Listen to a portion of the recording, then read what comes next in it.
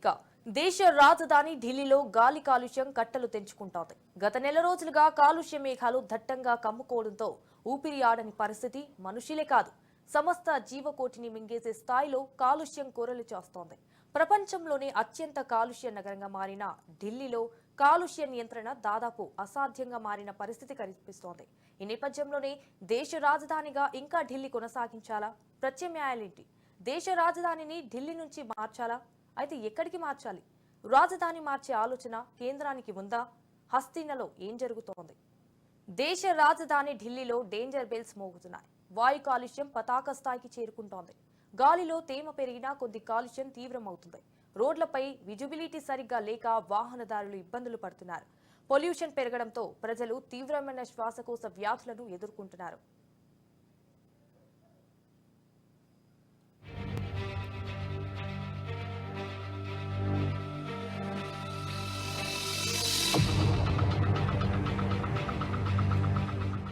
ఢిల్లీలో గాలి కాలుష్యం రోజురోజుకు పెరుగుతూనే ఉంది తప్ప తగ్గడం లేదు.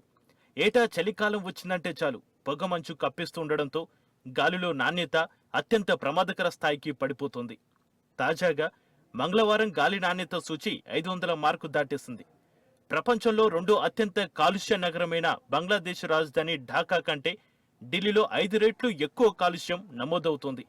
ఒక్క మాటలో చెప్పాలంటే నవంబర్ నుంచి జనవరి ఆఖరి వరకు దాదాపుగా చలికాలమంతా ఢిల్లీలో నివసించడం ఆరోగ్యానికి ఏమాత్రం ఆమోదయోగ్యంగా ఉండడం లేదు.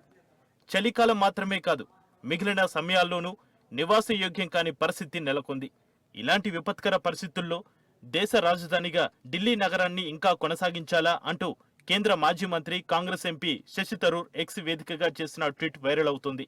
దేశ రాజధాని మార్పు అంశాన్ని హాట్ టాపిక్ గా మార్చింది.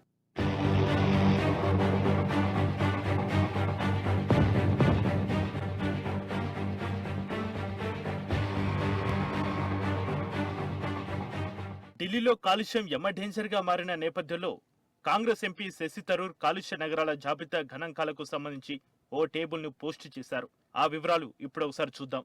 దేశ రాజధానిగా ఉన్న ఢిల్లీ నగరం ప్రపంచంలోనే మోస్ట్ పొల్యూటెడ్ సిటీగా మారింది. ప్రమాదకర కాలుష్య కారకాలు 4 రెట్లు పెరిగాయి. ఇలాంటి విపత్కర పరిస్థితిని కొన్నేళ్లుగా చూస్తున్నా కేంద్రం మాత్రం దీని గురించి పట్టించుకోవట్లేదు. నవంబర్ నుంచి జనవరి మధ్య ఈ నగరం నివాసయోగ్యంగానే ఉండట్లేదు. మిగతా సమయాల్లోనూ అంతంత మాత్రంగానే జీవనం సాగించగలవు.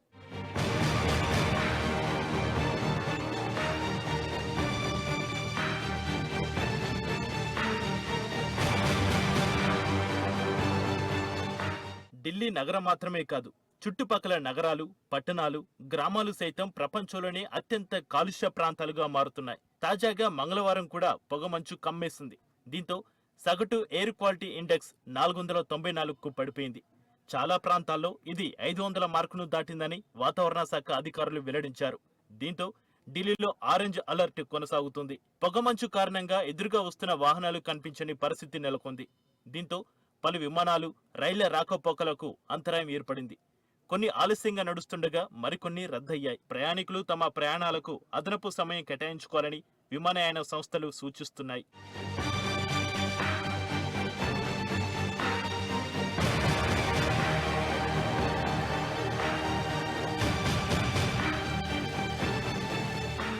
ఢిల్లీలో పొల్యూషన్ డేంజర్ బెల్ మోగిస్తోంది. ఏ రేంజ్లో పెరిగిపోయిందో సింపుల్ గా చెప్పుకోవాలంటే జనానికి ఊపిరి కూడా సరిగ్గా ఆడని పరిస్థితి నెలకొంది. నెల రోజులుగా కాలుష్య మేఘాలు వాతావరణం నిండా దట్టంగా పరుచుకున్నాయి. దీంతో ఊపిరి పీల్చుకోవడానికి ఉక్కిరిబిక్కిరి అవుతున్నారు. ప్రస్తుత పరిస్థితుల్లో దేశ రాజధానిలో గాలి పీల్చుకోవడం అంటే రోజుకు ఏకంగా 25 నుంచి 30 సిగరెట్లు తాగడంతో సమానమని షికాగో యూనివర్సిటీ జరిపిన తాజా అధ్యయనంలో బయటపడింది. అంతేకాకుండా కాలుష్యం దెబ్బకు ఢిల్లీ ప్రజల ఆయు ప్రమాణం కూడా ఏకంగా 7 నుంచి 8 ఏళ్ల దాకా తగ్గిపోతుందని వెల్లడించింది. దీర్ఘకాలం పాటు ఢిల్లీ గాలి పీల్చడం ఊపిరితిత్తుల క్యాన్సర్ కు దారితీసే ఆస్కారం కూడా చాలా ఎక్కువ అని తెలిపింది. గాలి విషతుల్యంగా మారుతుంది. వైద్య ఆరోగ్య పరిభాషలో చెప్పుకోవాలంటే ఢిల్లీలో ఏకంగా 247 గ్రాముల M3గా నమోదవుతుంది. ఇది ప్రపంచ ఆరోగ్య సంస్థ అనుమతించిన 15 గ్రాముల M3 ప్రమాణాల కంటే ఏకంగా 20 రెట్లు ఎక్కువ. ఇక ఢిల్లీలో ఎయిర్ క్వాలిటీ ఇండెక్స్ ఎప్పుడో 450 దాటేసింది. కొన్ని చోట్ల 500 కూడా క్రాస్ చేసింది. కాలుష్యం దాటికి ఢిల్లీ వాసులు ఇప్పటికే దగ్గు, తదితర శ్వాస సంబంధ సమస్యలతో పాటు కళ్లమంటలు, జ్వరం తదితరాలతో అల్లాడుతున్నారు. వాయు కాలుష్య భూతం బారిన పడకుండా ఇళ్లలో ఎయిర్ ప్యూరిఫైయర్లు బిగించుకోవాలని వాతావరణ నిపుణులు సూచనలు చేస్తున్నారు. బయటికి వెళ్లినప్పుడు విధిగా N95, N99 మాస్కులు ధరించాలని చెబుతున్నారు. ఢిల్లీలో కాలుష్యం పెరిగిపోవడంపై సుప్రీంకోర్టు స్పందించి విచారణ జరిపింది. కాలుష్య నియంత్రణకు చర్యలు చేపట్టడంలో అలసత్వంపై ఢిల్లీ ప్రభుత్వాన్ని నిలదీసింది. గతంలో తాము విధించిన ఆంక్షలు అమలవుతున్నాయా లేదా అని ఆరా తీసింది. తమకు చెప్పకుండా ఆంక్షలు ఎట్టి పరిస్థితుల్లోనూ సడలించవద్దని ఆదేశాలు జారీ చేసింది. ప్రస్తుతం ఢిల్లీ NCR ప్రాంతాల్లో GRAP లెవెల్ 4 ఆంక్షలు కొనసాగుతున్నాయి. తాజాగా ఆరెంజ్ అలర్ట్ జారీ చేశారు.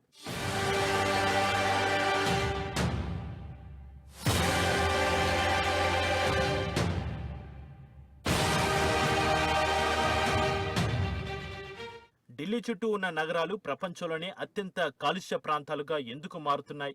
భారత్లోని నగరాలు ప్రపంచంలో అత్యంత కాలుష్య నగరాలుగా ఎందుకు ఉంటున్నాయో ఒక లుక్కేద్దాం. ఢిల్లీ నగరంలోని భవానా, మోతీబాగు ప్రాంతంలో మంగళవారం ఉదయం 9 గంటలకు ఎయిర్ క్వాలిటీ ఇండెక్స్ 500కి చేరిందని కేంద్ర కాలుష్య నియంత్రణ మండలి తన వెబ్సైట్ సెంట్రల్ పొల్యూషన్ కంట్రోల్ బోర్డులో పేర్కొంది. ఢిల్లీ నగరంలోని ఇతర ప్రాంతాల్లో ఎయిర్ క్వాలిటీ ఇండెక్స్ 400 నుంచి 500 మధ్య ఉన్నట్లు తెలిపింది. ఎయిర్ క్వాలిటీ ఇండెక్స్ సూచి 400 కంటే ఎక్కువగా ఉంటే వాయు కాలుష్యం ప్రమాదకర స్థాయిగా పరిగణిస్తారు. ఢిల్లీలో గాలి కాలుష్యం డేంజర్ బెల్స్ మోగిస్తుండటంతో ప్రజారోగ్యం విషయంలో అత్యవసర హెల్త్ ఎమర్జెన్సీ పరిస్థితి ఏర్పడింది. స్కూల్స్ మూతపడ్డాయి. కరోనా లాక్డౌన్ తరహాలో పిల్లలందరికీ ఆన్లైన్ క్లాసులు నిర్వహించమని ఢిల్లీ ప్రభుత్వం ప్రకటించింది. ప్రజలు ఇళ్ల నుంచి బయటికి రావద్దని సూచనలు చేశారు. మరోవైపు వేలాది మంది శ్వాసకోశ వ్యాధులతో ఆసుపత్రుల బాట పడుతున్నారు. ప్రపంచంలోనే అత్యంత కాలుష్యపూరితమైన గాలిని పీలుస్తూ ఉండడం వల్లే ఇలా జరుగుతుందని స్పష్టమవుతుంది. కోట్ల మంది నివసిస్తున్న ఢిల్లీ నగరాన్ని నిపుణులు గ్యాస్ ఛాంబర్ గా అభివర్ణిస్తున్నారు. ఇతర భారతదేశంలో ఇదొక్కటే కాదు, మరికొన్ని నగరాల్లోనూ దాదాపు ఇలాంటి పరిస్థితే ఉంది. ప్రపంచంలోనే అత్యంత కాలుష్య నగరాలైన గుర్గావ్, గజియాబాద్, ఫరీదాబాద్, భివాడి, నోయిడా వంటి నగరాలన్నీ కూడా ఢిల్లీ చుట్టూ 80 కిలోమీటర్ల పరిధిలోనే ఉంటాయి. ఈ 80 కిలోమీటర్ల పరిధిలో గాలి నాణ్యత చాలా అధ్వానంగా ఉంటుంది. పర్యావరణ సంస్థ గ్రీన్ పీస్ నగరాల్లో కాలుష్యంపై తాజాగా ఒక అధ్యయనం నిర్వహించింది. ఈ అధ్యయనం ప్రకారం ప్రపంచంలోని 30 అత్యంత కాలుష్యపూరిత నగరాల్లో 22 భారత్లోనే ఉన్నాయి. ఈ నగరాల్లో గాలిలో ప్రమాదకర కణాల స్థాయి ప్రపంచ ఆరోగ్య సంస్థ చెప్పిన ప్రమాణాల కంటే చాలా ఎక్కువగా ఉందని అధ్యయనం పేర్కొంది.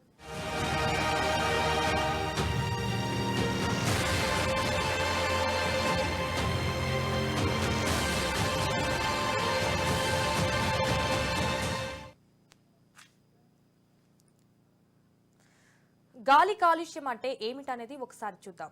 గాలిలోని విషపూరిత సూక్ష్మ కణాలను పార్టిక్యులేట్ మీటర్ 2.5 అంటారు. ఈ సూక్ష్మ కణాలు పొగ, ధూళి కణాలు, కార్బన్ కణాలు కావచ్చు, లేదంటే వాటి మిశ్రమం కూడా కావచ్చు.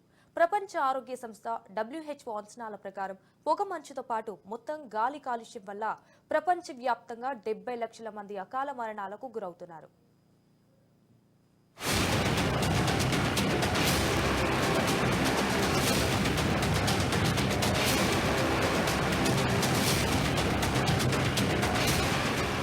గాలి కాలుష్యం పెరుగుతుండటంతో గుండెపోటు, మధుమేహం, ఊపిరితిత్తుల క్యాన్సర్, ఊపిరితిత్తుల వ్యాధులకు గురవుతున్న వారి సంఖ్య ఏటేటా పెరుగుతోంది.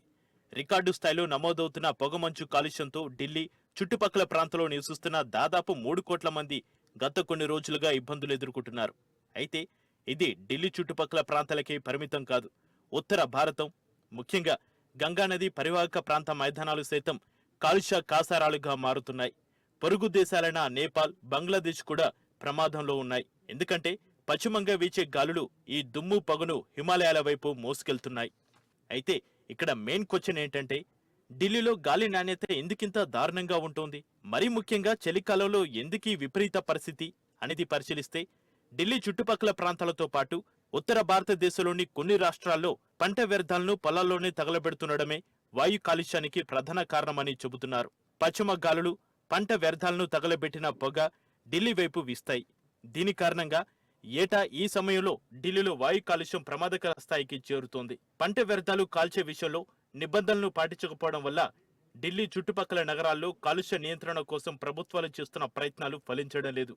దానికి తోడు ఈ సమస్యను సమర్థంగా ఎదుర్కొనేందుకు ప్రభుత్వం వద్ద సమగ్ర విధానమంటూ లేదు.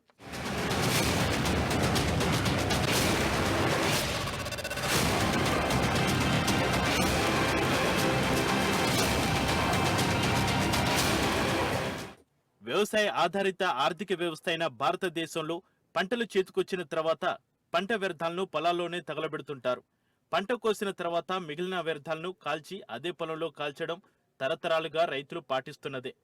పంట వ్యర్థాలు భూమికి మంచి ఎరువుగా రైతులు భావిస్తున్నారు. అందుకే ఢిల్లీతో పాటు అత్యంత కాలుష్య నగరాలుగా ఉత్తరప్రదేశ్, హర్యానా వంటి రాష్ట్రాల్లో ఇది కొనసాగుతుంది.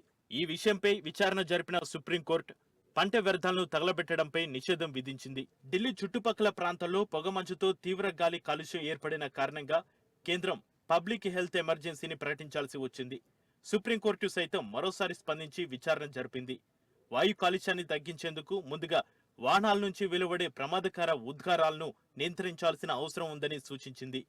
ఢిల్లీ నగరంలో రోజుకు దాదాపు 30 లక్షల వాహనాలు రోడ్డెక్కుతున్నాయని ఢిల్లీ ప్రభుత్వ లెక్కలు చెబుతున్నాయి. రోడ్లపై వాహనాల సంఖ్యను తగ్గించేందుకు ఢిల్లీ ప్రభుత్వం గతంలో సరి బేసి విధానాన్ని తీసుకొచ్చింది. అందులో భాగంగా ఒకరోజు సరి సంఖ్య నెంబర్ ప్లేట్లు ఉన్న ప్రైవేటు కార్లు, మరో రోజు బేసి సంఖ్య నెంబర్ ప్లేట్లు ఉన్న కార్లను రోడ్లపై తిరిగేందుకు అనుమతించేవారు. ఈ విధానం పాటిస్తే నగరంలో రోడ్లపైకి వచ్చే వాహనాల సంఖ్య 15 లక్షలకు తగ్గుతుందని ప్రభుత్వం పేర్కొంది. ఇక దేశవ్యాప్తంగా గణాంకాలను పరిశీలిస్తే 2016లో 20 కోట్లకు పైగా వాహనాలు రోడ్లపై రాకపోకలు సాగించాయి. ఆ తర్వాతి కాలంలో ఈ సంఖ్య ఇంకొంత పెరిగి ఉండొచ్చు. ఇంత భారీ స్థాయిలో వాహనాల రాకపోకలతో వెలువడుతున్న ఉద్గారాలు కూడా పంట వ్యర్థాల కాల్చివేత స్థాయిలోనే వాయు కాలుష్యానికి కారణమవుతున్నాయి. భారత్లో డీజిల్తో నడిచే వాహనాలను ఎక్కువగా ఉపయోగిస్తున్నారు. అది కూడా వాయు కాలుష్యం పెరగడానికి కారణమవుతుంది. పర్యావరణ హితంగా భావించే సిఎన్జి, పెట్రోల్ వంటి ఇంధనాలతో నడిచే వాహనాల కంటే దేశంలో డీజిల్తో నడిచే వాహనాలే ఎక్కువ. వాయు కాలుష్యాన్ని నియంత్రించేందుకు ఎలక్ట్రిక్ వాహనాలను ప్రోత్సహించే దిశగా ప్రభుత్వాలు చేస్తున్న ప్రయత్నాలు కూడా పెద్దగా విజయవంతం కావడం లేదు. కేంద్ర ప్రభుత్వ గణాంకాల ప్రకారం 2015లో దేశంలో డీజిల్తో నడిచే భారీ ట్రక్కులు, బస్సుల సంఖ్య 1,90,00,000. ఇవి కాకుండా డీజిల్తో నడిచే టాక్సీలు, ప్రైవేటు కార్లు లక్షల్లో ఉన్నాయి. సైన్స్ జర్నల్లో ప్రచురితమైన ఒక అధ్యయనం ప్రకారం ప్రపంచంలో మానవుల కారణంగా వెలువడుతున్న మొత్తం నైట్రోజన్ ఆక్సైడ్లో రోడ్లపై నడుస్తున్న డీజిల్ వాహనాల వాటానే 20% ఉంది. ఇక ప్రస్తుతం ఢిల్లీలో పరిస్థితి ఎలా ఉందో ఒకసారి చూద్దాం. విషపూరిత పొగ మంచు కప్పేస్తున్న ప్రతిసారి ఢిల్లీ నగరంతో పాటు చుట్టుపక్కల ప్రాంతాల్లో అన్ని నిర్మాణ కార్యకలాపాలపై ప్రభుత్వం, కోర్టులు ఆంక్షలు విధిస్తున్నాయి. దీంతో నిర్మాణంలో ఉన్న నివాస భవన సముదాయాలు, ప్రభుత్వ భవనాలు, రోడ్లు, షాపింగ్ మాల్స్, ఫ్లైఓవర్ల నిర్మాణ పనులు నిలిచిపోతాయి. భవనాలు లేదా ఇతర నిర్మాణ ప్రాంతాల్లో వెలువడే దుమ్ము, ధూళి, వ్యర్థాల నిర్వహణకు సంబంధించిన నిబంధనలను ఎక్కువ శాతం నిర్మాణ సంస్థలు పట్టించుకోకపోవడం వల్ల కాలుష్య సమస్య తీవ్రతరం అవుతుంది. వాటి నుంచి వెలువడే దుమ్ములో రసాయన అవశేషాలు ఉంటాయి. అవి గాలితో కలిసి శరీరంలోకి వెళ్లడం ద్వారా శ్వాస సంబంధిత సమస్యలు, ఊపిరితిత్తుల ఇన్ఫెక్షన్లు వంటి సమస్యలకు కారణమవుతున్నాయి. కేంద్రం లెక్కల ప్రకారం 2022 నాటికి దేశంలో నిర్మాణ రంగ మార్కెట్ విలువ $738.5 బిలియన్ అంచనా. దాని అనుబంధ రంగాలైన ఉక్కు, పెయింట్, గ్లాసు పరిశ్రమలు కూడా దేశ ఆర్థిక వ్యవస్థలో కీలకంగా ఉన్నాయి. ప్రస్తుతం దేశంలో జరుగుతున్న నిర్మాణ రంగ కార్యకలాపాలపై స్పష్టమైన గణాంకాలు అందుబాటులో లేనప్పటికీ చిన్న చిన్న నగరాల్లోనూ రియల్ ఎస్టేట్ హవా కనిపిస్తుంది. నివాస భవన సముదాయాలు, వాణిజ్య భవనాలు, ఇతర కార్యకలాపాలతో భారత నగరాలు ప్రపంచంలోనే అత్యంత కాలుష్య నగరాలుగా మారడానికి ఈ రంగం కూడా మరో కారణంగా నిలుస్తోంది.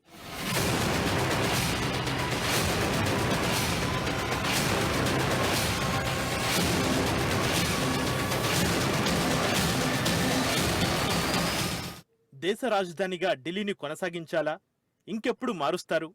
ఇంకా కాలుష్యం పెరిగి అనారోగ్యాలతో ఆసుపత్రి పాలై నరకం అనుభవించి చావాలా? సామూహిక మరణాలు, ఉపద్రవాలు పెరిగితే తప్ప రాజధాని మార్పును పట్టించుకోరా అని నెటిజన్లు సోషల్ మీడియాలో ప్రశ్నలతో దండెత్తుతున్నారు. ఈ నేపథ్యంలో ఒకసారి హిస్టరీలోకి వెళ్దాం. ఆధునిక భారతదేశం యొక్క జాతీయ రాజధానిగా ఉన్న ఢిల్లీ రాజధానిగా 100 సంవత్సరాలు ఎప్పుడో పూర్తి చేసుకుంది. 1911 డిసెంబర్ 12న అప్పటి వలస రాజ్యంగా ఉన్న భారతదేశం జాతీయ రాజధానిని బ్రిటిష్ వారు కోల్కతా నుంచి ఢిల్లీకి మార్చారు. దీంతో రాజకీయ దృష్టి కూడా కోల్కతా నుంచి ఢిల్లీకి మరలింది. భారత ఉపఖండాన్ని పాలించే కేంద్రంగా ఢిల్లీ తిరిగి స్థాపించబడింది. క్రీస్తు పూర్వం 1450 నాటి సూచనగా ఉన్న ఢిల్లీ రాజధానిగా మారడం ఇదే మొదటిసారి కాదు. క్రీస్తు శకం 12 నుంచి 19వ శతాబ్దానికి మధ్య ఢిల్లీ నగరం అనేక మంది పాలకులకు రాజధానిగా ఉంది. సిరి, తుగ్లకాబాద్, జహానాపానా, ఫిరోజాబాద్, తిన్పానా, షేర్గర్ మరియు షాజహానాబాద్ ఢిల్లీలో రూపొందుకున్న చారిత్రక 7 నగరాలు 1639 మరియు 1648 ఏడీ మధ్య షాజహాన్ నిర్మించిన షాజహానాబాద్ 1857 వరకు మొఘల్ సామ్రాజ్యానికి రాజధానిగా ఉంది. 8వ నగరంగా ఉన్న ప్రస్తుత న్యూఢిల్లీ బ్రిటిష్ సామ్రాజ్య హయాంలో నిర్మించబడింది. 100 సంవత్సరాలు పూర్తి చేసుకుంటున్నది.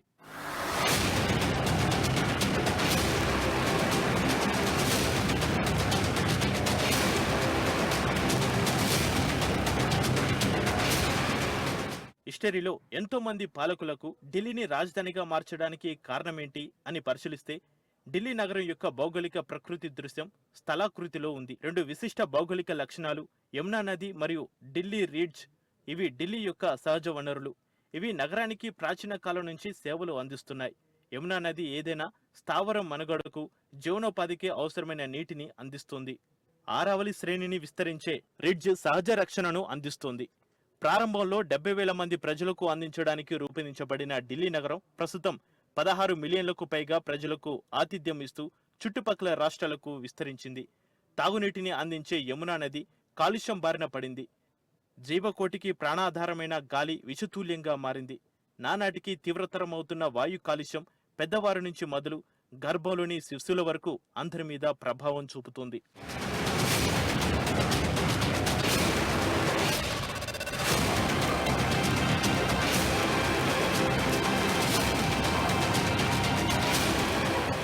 ఢిల్లీలోనే కాదు, దేశవ్యాప్తంగా ఏటా లక్షల మంది వాయు కాలుష్యం ప్రభావంతో చనిపోతున్నారు. కోట్లాది ప్రజల ఆయుష్ తగ్గిపోతోంది. ఇండియాలో 20 లక్షల కంటే ఎక్కువ జనాభా కలిగిన 8 రాష్ట్రాల రాజధాని నగరాలను ఇటీవల పరిశీలించగా వాయు కాలుష్యం చాలా తీవ్రంగా ఉన్నట్లు వెల్లడైంది. ఢిల్లీలో గాలి నాణ్యత అత్యంత దారుణంగా ఉన్నట్లు తేలింది. 2020 ఏప్రిల్ కంటే 2021 ఏప్రిల్లో నైట్రోజన్ డయాక్సైడ్ ఏకంగా 125% పెరిగింది. ఢిల్లీతో పాటు చెన్నై నగరంలోనూ కాలుష్యం 94% పెరిగింది. ఏడాది వ్యవధిలో నైట్రోజన్ డయాక్సైడ్ స్థాయి బెంగళూరులో 90%, హైదరాబాద్, ముంబై నగరాల్లో 52%, జైపూర్లో 47%, లక్నోలో 32% చొప్పున పెరిగింది.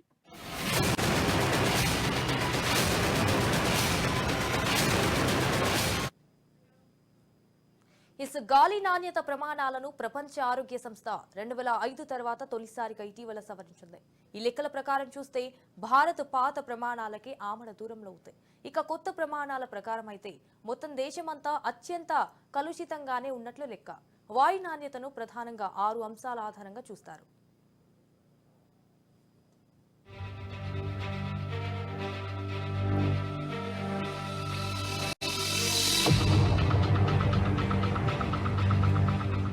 సూక్ష్మ ధూళి కణాలు అంటే particulate matter PM, ozone O, nitrogen oxide N O, sulphur dioxide SO2, carbon monoxide CO.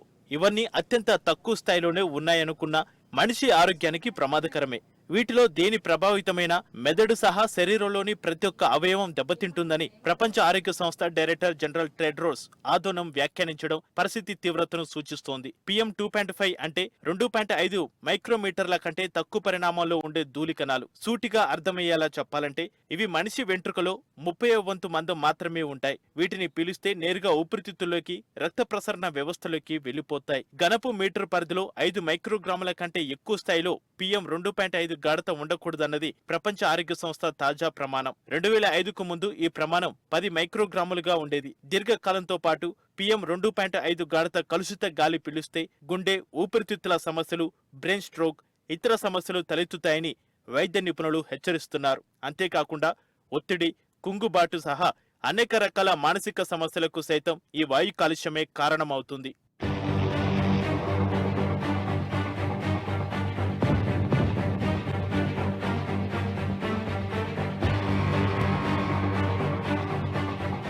కాలుష్యాన్ని తగ్గించడం కోసం అనేక ప్రత్యామ్నాయ ప్రయత్నాలు చేస్తున్నారు. శిలాజ ఇంధనాల వాడకాన్ని పూర్తిగా అరికట్టి సాంప్రదాయేతర ఇంధనాలను వాడడం వల్ల వాయు కాలుష్య సమస్య, ముఖ్యంగా నైట్రోజన్ డయాక్సైడ్ ఉద్గారాలు తగ్గుతాయన్నది ఒక అంచనా.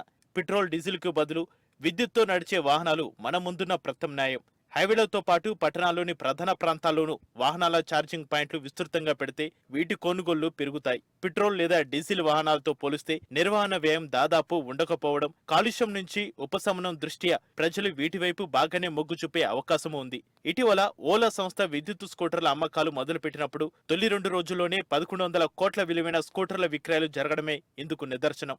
ఒకవైపు విద్యుత్, సిఎన్జి వాహనాల అమ్మకాలను ప్రోత్సహిస్తున్నా కాలుష్యం ఏమాత్రం అదుపులోకి రావడం లేదు.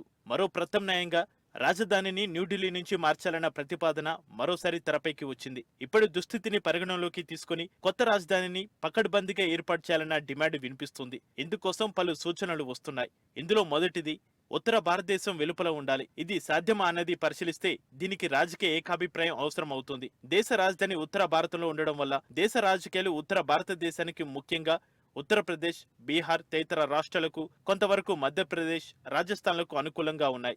రాజకీయాలతో పాటు రాజకీయ ఆర్థిక వ్యవస్థకు సంబంధించిన ఆందోళనలను నివారించేందుకు దేశంలో వెనుకబడి ఉన్న ప్రాంతాల్లో కనీసం 3 లేదా అంతకంటే ఎక్కువ రాష్ట్రాలు కలిసే ప్రదేశం కొత్త రాజధానికి రెండో అవసరం.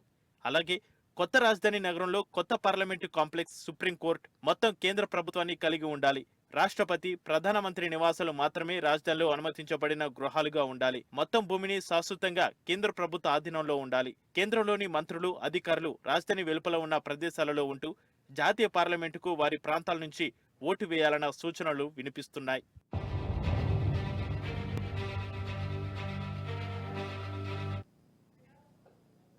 ఎస్, ఇనుమును వంచాలంటే బాగా వేడెక్కించాలి. ఇదే లెక్క ప్రకారం విపరీతంగా పెరిగిన కాలుష్యంతో అనారోగ్యాలు, విపరీత దుష్పరిణామాలకు దారితీస్తే తప్ప పాలకులు స్పందించరేమో. ప్రజల నుంచి ఒత్తిడి మొదలైతే తప్ప మార్పు ఆశించడం అత్యాశేనా? అన్ని వర్గాల నుంచి ఒత్తిడి వస్తుండటంతో కీలకమైన రాజధాని మార్పు పైన ముందడుగు పడుతుందా? వేచి చూద్దాం. రైట్, ఇది వాళ్ళ స్పెషల్ ఫోకస్. చూస్తూనే ఉండండి.